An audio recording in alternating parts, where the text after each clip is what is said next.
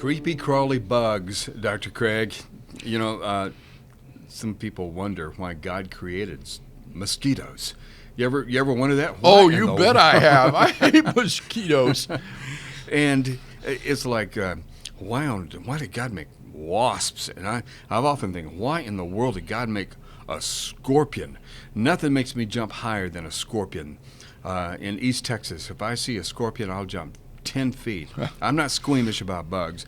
This is a very alarming article that we're looking at, Bill, and we're going to make some inferences as well, theologically. But plummeting insect numbers threaten the collapse of nature.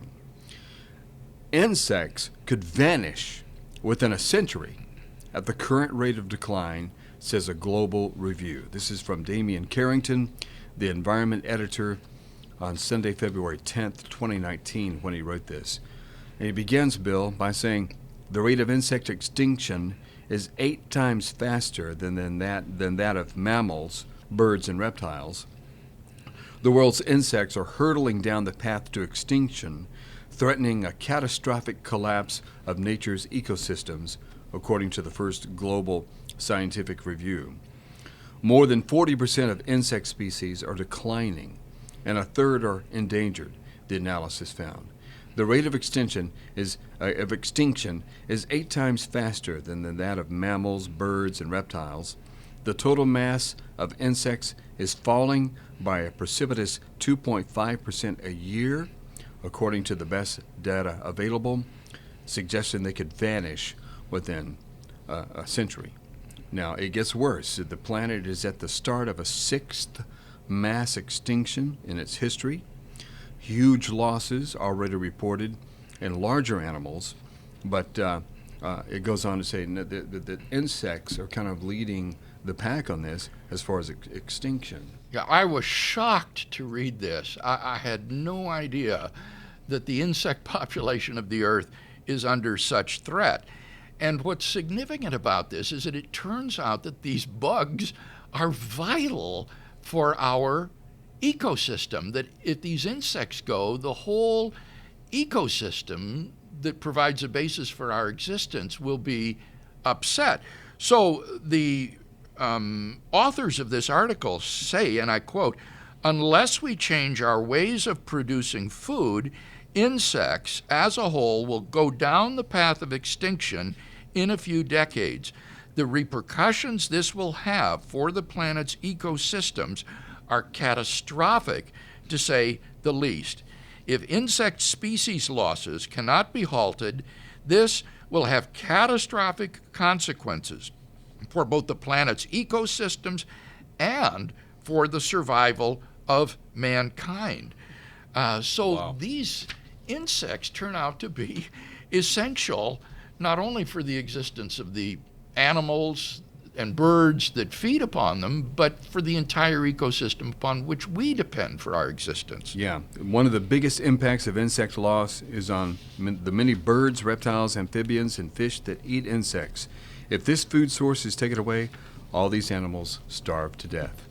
You know, Bill, people may be skeptical about global warming and things like that, and I know that there are debates back and forth, but this seems to be pretty cut and dry. And we've heard from quite some time now that the decline of honeybees is a concern. In fact, if I can skip here to page 2, bees have also been seriously affected, with only half of the bumblebee species found in Oklahoma in the U.S. in 1949 being present in 2013. The number of honeybee colonies in the U.S. was 6 million in 1947, but 3.5 million have been lost since. So whatever you might think of global warming and the sort of catastrophic predictions, this seems to be based upon pretty hard data about insect population declines. Yeah, it's not as nebulous. Right, and it's not that distant future. It's already going on now. I was very interested to see what the cause of this phenomenon is. And according to one of the authors, the main cause of the decline is agricultural intensification. That means the elimination of all trees and shrubs that normally surround the fields, so there are plain bare fields that are treated with synthetic fertilizers and pesticides. This author says the demise of insects appears to have started at the dawn of the 20th century, accelerated during the 1950s and 60s, and reached alarming proportions over the last 2 decades. So it's really this kind of industrial agriculture and the use of pesticides and fertilizers that is having such a devastating impact upon the insect population. I found this personally ironic because vegetarians and vegans encourage us to just eat plant-based foods for the sake of the planet, but it is precisely the agriculture that grows these plant-based foods that is threatening the insect population and hence the global ecosystem. Yeah. Heavy use of pesticide is another cause, which would be related to what you just said. Urbanization, paving everything over, in other words. There is a move in the Dallas-Fort Worth area of Texas and also in Austin.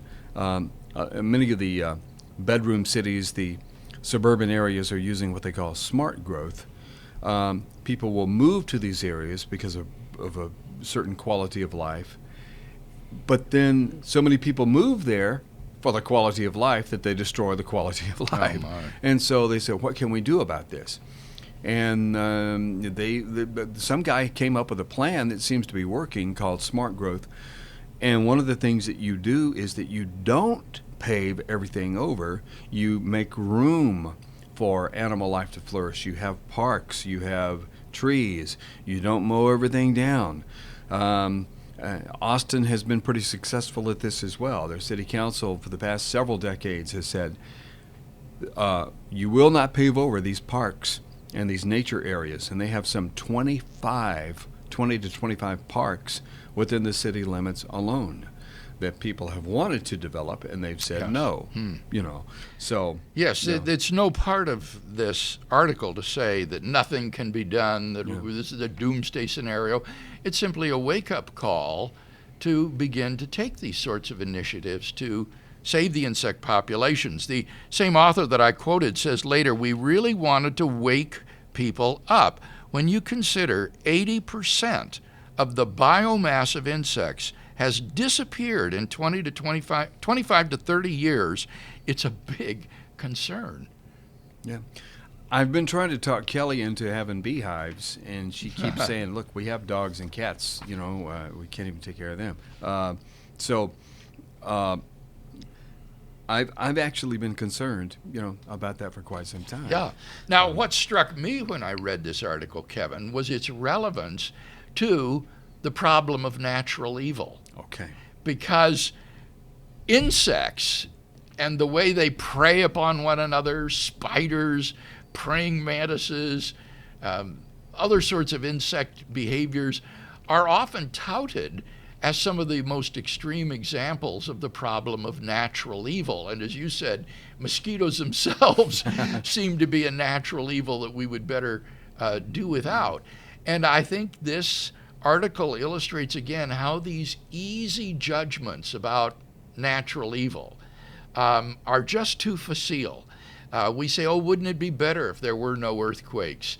And thereby deny plate tectonics, which would turn our planet into a Venus where life would be impossible. Or if there were no tornadoes, where tornadoes are spin-offs of a weather system that allows us to thrive. Now, similarly here, all of these insects that seem so noxious to humanity may turn out to be essential parts of a viable ecosystem that are ultimately contributing to the flourishing of life here on Earth. So people who press the problem of natural evil, I think, need to be much more cautious in thinking that there can't be good reasons for why these examples of natural suffering or pests and things of that sort exist.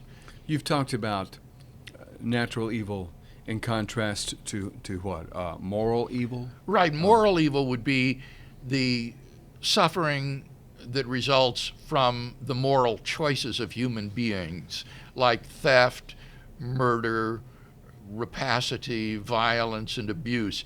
But here we're talking about the suffering that is occasioned in nature through natural forces, such as diseases that are caused by microorganisms, some probably carried by insects, or tornadoes, typhoons, tsunamis, earthquakes, forest fires.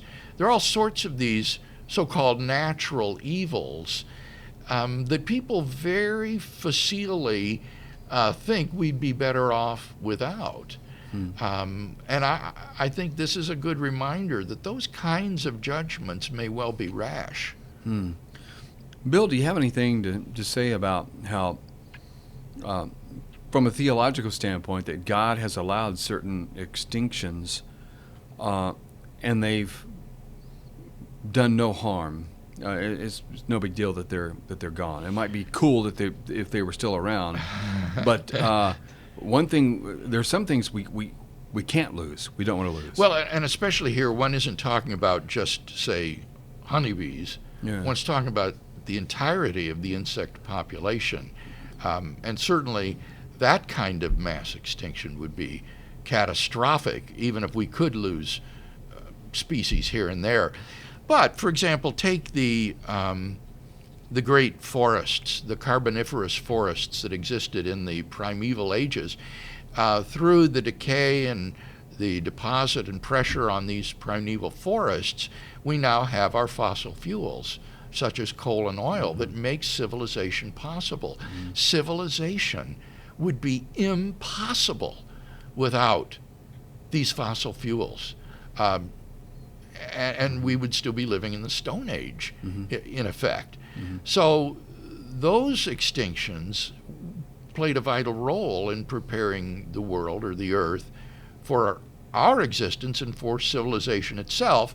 And the dinosaurs that have now gone extinct were part of that ecosystem in which these forests flourished and that existed at that time and prepared the stage for us.